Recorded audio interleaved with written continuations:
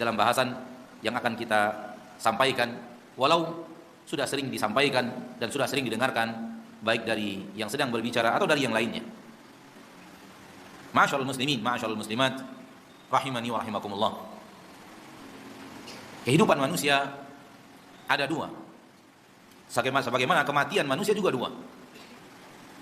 Itu yang Allah tabaraka wa taala katakan kepada kita di awal-awal surat Al-Baqarah, di mana Allah tabaraka wa taala berfirman, "Kaifa takfuruna billahi wa kuntum amwata fa ahyaakum thumma yumitukum thumma yuhyikum thumma ilaihi turja'un."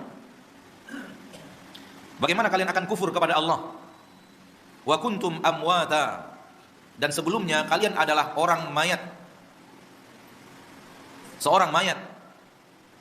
Kalian sebelumnya bukanlah orang-orang yang hidup, dan orang yang hidup adalah orang mati. Ini kematian pertama. Kematian sebelum dihidupkan. Wa kuntum amwata, kalian sebelumnya mayat-mayat. Kalian sebelumnya orang-orang yang mati, orang-orang yang tidak hidup. Ini kematian pertama.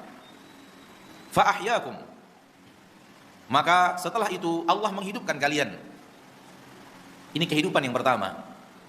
Dan ini kehidupan yang sedang kita jalani sekarang, yaitu kehidupan yang pertama. Oleh karena itu di dalam Al-Quran, kehidupan kita di dunia ini Allah sebut sebagai kehidupan yang pertama. Walal akhiratu khairul laka minal ula. Al-ula artinya yang pertama. Akhirat lebih baik untukmu dibandingkan yang pertama. Yang pertama yang mana? Yang pertama kehidupan yang pertama ini. Akhirat lebih baik daripada kehidupan yang pertama ini. Setelah kematian yang pertama, datang kehidupan yang pertama, dan kehidupan ini yang dikenal oleh seluruh manusia, yang dialami oleh seluruh manusia yang hidup. Fa ahyaakum thumma yumitukum. Kemudian Allah akan mematikan kalian kembali. Kemudian Allah akan mewafatkan kalian kembali. Ini kematian yang kedua. Dan kematian yang kedua ini tak seorang pun juga manusia yang mengingkarinya. Tak ada manusia di permukaan bumi yang ragu akan adanya kematian ini, karena terlihat nyata. Tak peduli muslim, tidak muslim, orang yang taat, orang yang bejat, mengakui adanya kematian. Yang kedua ini, karena mereka menyaksikan. Mereka menyaksikan manusia dihidupkan, setelah itu diwafatkan. Satu persatu orang yang mereka kenal meninggal dunia, meninggalkan dunia ini. Ini adalah kematian yang kedua.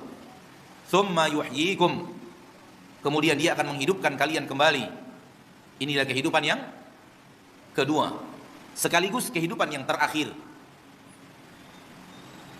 Oleh karena itu dia disebut dengan akhirah. Akhirah pada dasarnya adalah yang terakhir.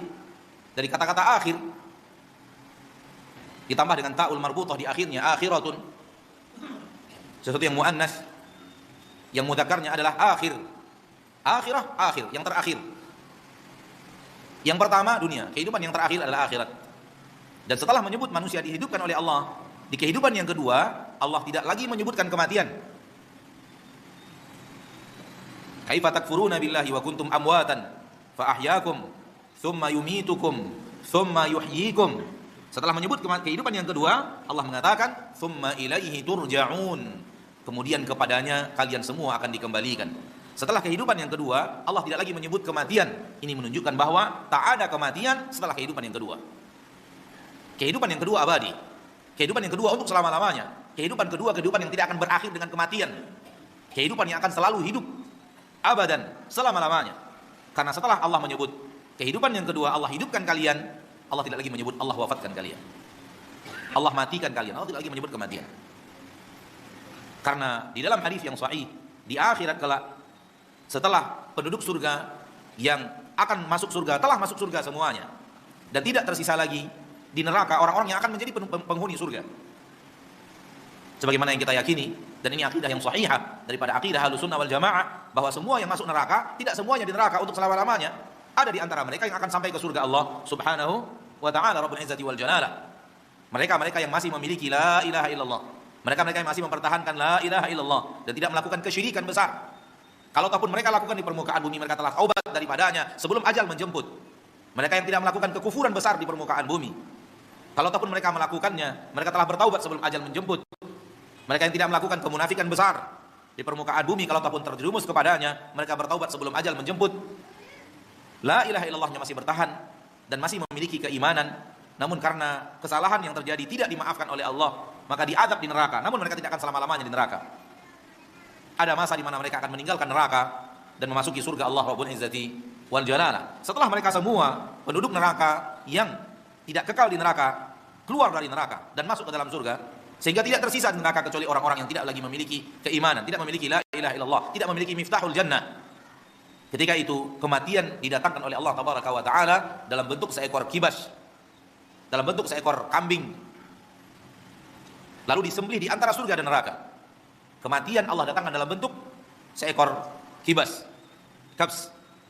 Dalam bahasa kita kibas salah satu jenis daripada jenis-jenis hewan sebesar kambing. Kematian Allah datangkan dalam bentuk itu dan disembelih di antara surga dan neraka. Sehingga kematian telah pun mati. Kematian mati, sehingga tidak ada lagi kematian. Dan Allah Tabaraka wa Ta'ala berkata kepada penduduk surga, ya ahlal jannati khuludun fala maut. Wahai penduduk surga, kekal selama-lamanya, tidak ada lagi kematian. Wa ya ahlan nar, wahai penduduk neraka, khuludun fala maut. Kekal selama-lamanya kalian di neraka, tidak ada lagi yang namanya kematian. Maka neraka kekal selama-lamanya dan surga juga kekal selama-lamanya. Dan ini pendapat sahihah dari pendapat ahlu sunnah wal jamaah. Adapun pendapat yang mengatakan bahwa surga yang kekal selama-lamanya namun neraka memiliki masa akhir adalah pendapat yang tidak benar. Dan penisbatannya kepada Syekhul Islam Ibnu Taimiyah adalah batil. Karena sebagian orang menisbatkan ini adalah pendapat Syekhul Islam Ibnu Taimiyah,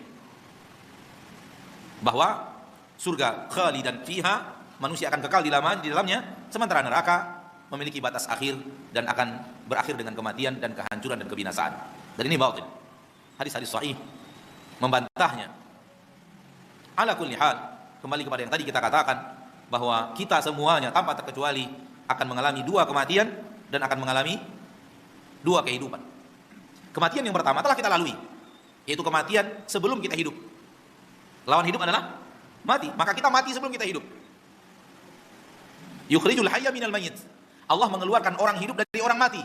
Maksudnya ada sebelumnya mati, Allah hidupkan. Wa yukhrijul mayyita minal hayy. Allah mengeluarkan orang mati dari orang hidup. Maksudnya antum sebelumnya hidup, Allah matikan. Sebelumnya Anda mati, Allah hidupkan. Sebelumnya Anda hidup, Allah matikan. Menghidupkan dan mematikan hanya kuasa Allah satu-satunya, Rabbul Izzati wal Jalalah. Maka kita sebelumnya adalah orang-orang yang mati. Kita bukan orang-orang yang hidup. Dan kematian pertama telah kita lalui dengan dihidupkannya kita. Namun kehidupan ini akan berakhir dengan kematian.